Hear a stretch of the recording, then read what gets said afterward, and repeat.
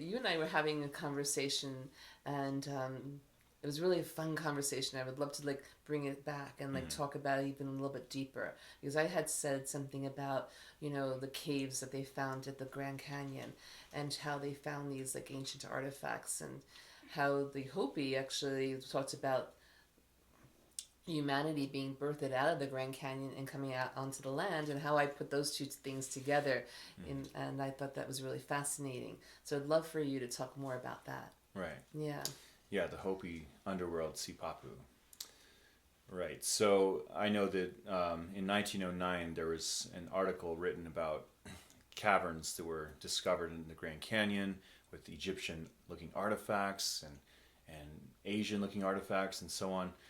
And it got us discussing, is human civilization much older than we're taught? And I'd mentioned that, first of all, the Smithsonian denies, of course, that that's real and those are there, and so there's a Yeah. big mystery around the Grand Canyon, and Mm-hmm. and there's restricted areas, of course, and that I think that brings more to the topic as well, and the Absolutely. Yeah. questioning of it. Right? Well, because if there's 90%, I heard this. Is that true? 90% of the Grand Canyon floor is restricted. That's something to make you wonder, like what's going on down there? What are they hiding from us, right? Or Right. what do they not want us to get into? So Yeah. it's very fascinating. Yeah, So exactly. And yeah. then people have their questions about the Smithsonian already, regarding this subject and regarding other things as well. So yeah, there's a natural like curiosity and mystery Mm-hmm. back there, and it wouldn't be the first time that big organizations and governments have hidden things from us, anyways. So No, you know, absolutely not. Mm-hmm. certainly. Yeah, and so if we were to be finding like Egyptian looking artifacts there, if it's true, if it's based on something that happened, then I guess I wouldn't be surprised in the sense that did ancient civilization before the civilization we know today look like that in some ways. So Egyptian statues and architecture, some of it may redate Egyptian civilization. Of course, Egyptologists are not going to tell you that. They're going to say, no, we have all the answers. And, but chematologists, people who live in Egypt and have Mm. descendants who go back for thousands of years, Right. have passed down lineages telling us a different story. They tell us that their civilization might be 30,000 years old or so. Really? And they Wow. talk about how there were dynasties before the first dynasty, Mm-hmm. and there were dynasties of god kings, their gods, Horus, Osiris, Thoth, Right. Isis, and some of these gods lived for thousands of years, Mm-hmm. and whether we're to take it literally or not, it's another question. But Right. but it is interesting. It delves back into time, to a time of a great deluge, a great flood, which erases civilization, and so the question is, are the Great Pyramids, which we cannot replicate today with our own technology, some of these gargantuan statues, obelisks, are they much older than what we are generally taught in the mainstream? We're taught that the pyramids are giant tombs for pharaohs, and no full mummy has ever been found in a pyramid in Egypt ever. Right. You know, Because they really were used for generating electricity, perhaps. that's actually a theory from a structural engineer. So Really. an Egyptologist would of course tell you something different, but from a structural engineer who's not a new ager either, not somebody who's a spiritualist of any sort, Right. not a medium, but somebody who went to the pyramids and looked at them, and as a structural engineer, he said these have to be something else, Mm-hmm. and he wrote a book about it and wrote conclusions and basically come up with the theory of a power plant or an electrical generator of some Right. sort. His name is Christopher Dunn, and he's still out there and he still talks about Oh, these is he? subjects. Yeah, and he's And yeah. Nikola Tesla Mhm. talked about this too, right? Yeah, Mm-hmm. right. Basically, long story short, you could look at the pyramids as like electrical earth generators. Kind of like how Tesla was also trying to come up with an idea of taking electricity from the earth and Mm-hmm. water movements and different things and creating electromagnetic fields and how we could all have free energy, basically. Yeah. That'd be cool. We will have. Right. Yeah. Well, it's already there. We've already invented it. Exactly. And the question is, did we invent it thousands of years ago as well? Yeah. And was that the purpose of like obelisks and pyramids in Egypt? So these obelisks are pristine, precision cut, 90-degree cuts, one solid piece of granite, which is a highly conductive stone, especially with more quartz content, which they have. And were these like towers, and the pyramids generators, and these obelisks were receiving these as well. So one thing that's interesting about obelisks is that they have hieroglyphics written all over them usually. Right. But there's no dating on these things. You can't really date that stuff. So the question is, the hieroglyphics look Egyptian. They are Egyptian. But that means that it looks kind of a little more on the sloppier side, even though they're really beautiful, they're really cool. But it's done in a different way than, say, how the obelisk itself is constructed. Super advanced machining, whether it's by hand or by other machines, of course, debatable, but the construction of the obelisk itself exceeds the hieroglyphic technology. So maybe that was added later. Right. Yeah. So suggesting that whoever made those obelisks had a more advanced technology to make that, and then people who inherited it later were saying, "Hey, by the way, we're going to tell a story about this," Yeah. And who knows what that story is? Is Right. it based on knowledge of it, or is it completely made up because they have no idea where it came from? Right. They were just structures that were there, like sort of like how they talk about these Tartarian structures that were long before our civilization. Yeah. Yeah. Right. And so then you do have people there who do kind of talk about it too, but they're not Egyptologists, of course. So I studied with a stone sculptor for 4 years to work with stones. Oh, really? And to cut stones and to polish stone and to use our modern technology on this and what stone sculptors use, and even got a chance to look at how more primitive stone sculpting is done with hammers and chisels and bags of sand to polish and things like that, and like how the Greeks would do it and so on.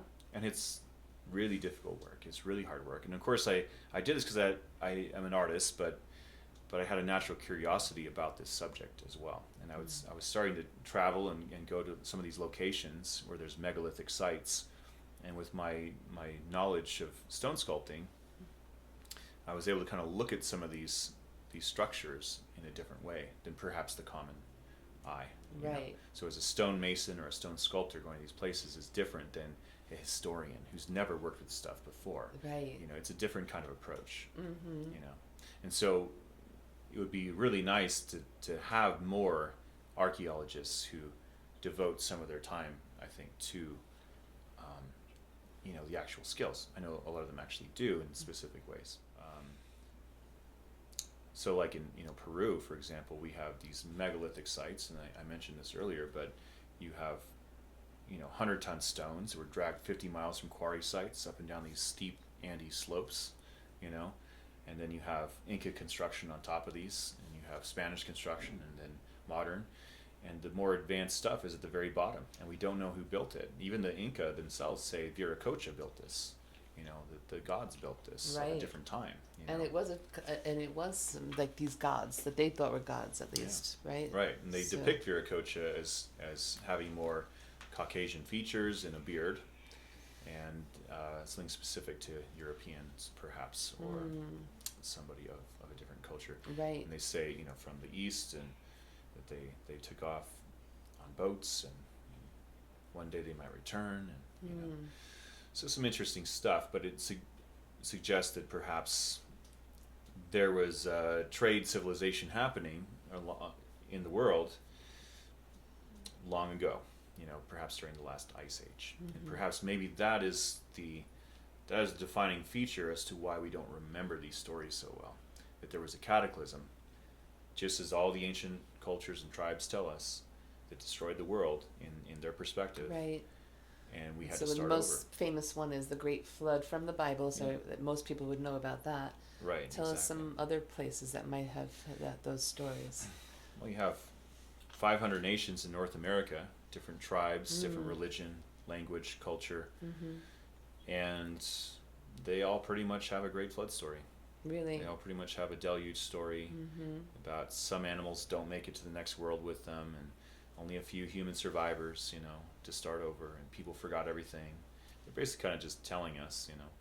But it's not just that, you know, you have, in the Bible, of course, you have Noah's Ark, you have the Sumerian flood story, you have, in India, you have several flood stories as well. Right. In pagan European tradition and Egyptian tradition, you can go on and on. But basically, most major cultures and religions around the world have some kind of deluge. Yeah. And they believe that's kind of where the world restarted, you know. So did that happen? We look at it very, very simple. At the end of our last great ice age, the sea level rose over 400 feet around the entire planet. It was a cataclysmic event. We don't even know the half of it, and we can get deeper into that subject too, as to what may have happened. And if it happened today, there'd be no more Florida. That's how much the coastline's changed. Wow. You know, so people are mostly living on waterways, and on the coast, you need water to live. Right. Then your whole world's going to change if that were to happen, right? Right. You know, in a lot of these stories, some animals don't make it to the next world or make it on your boat. And, well, at the same time, approximately end of the last ice age, the fossil records of almost all the ice age megafauna that didn't survive, that's when they disappear. You know, so woolly mammoths, saber-toothed cats, giant ground sloths, giant camels, all these creatures, they disappear. And so you got to think, you know, is this the story that they're telling us?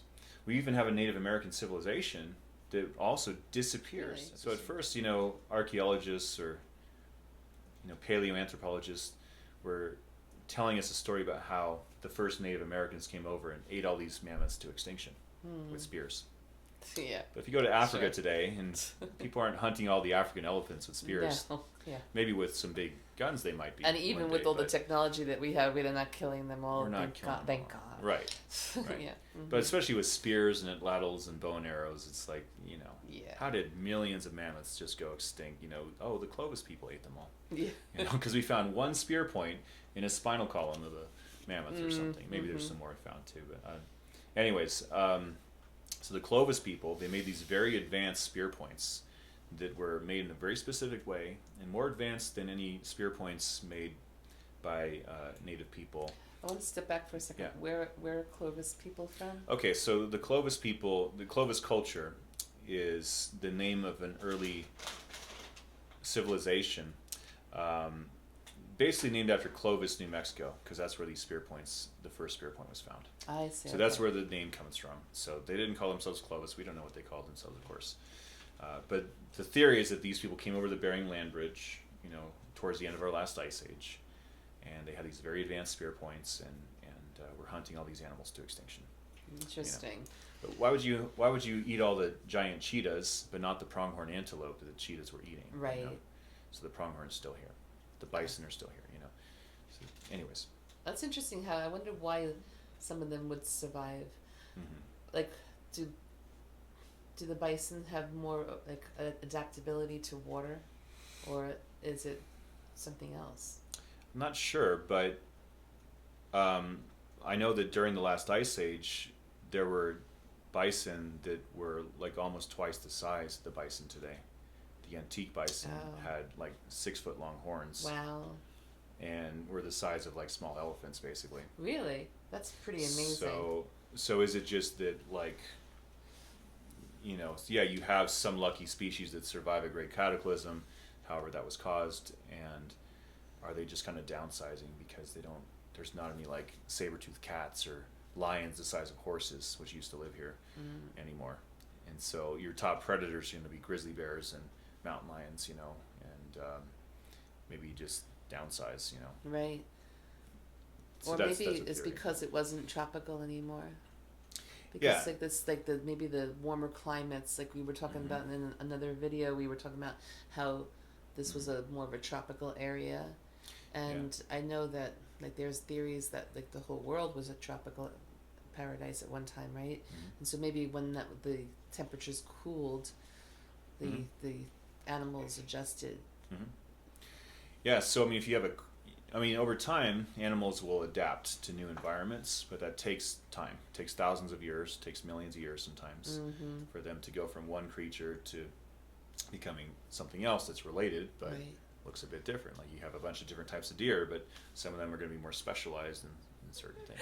So So back to the Clovis, yeah. and basically, you know, you have an advanced technology and spear points that were created, and then all of a sudden they just disappear. They were never recreated again in North America or in the Americas until modern times, of course, to replicate them.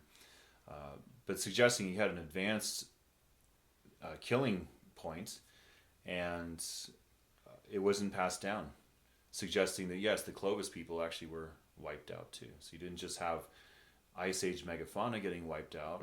You had likely entire civilizations getting wiped out because That's the fascinating. memory of them is not passed on. You know, just like these stories say, only a few human survivors, and they don't remember anything, and whatever. You know, so yeah, it's an interesting topic.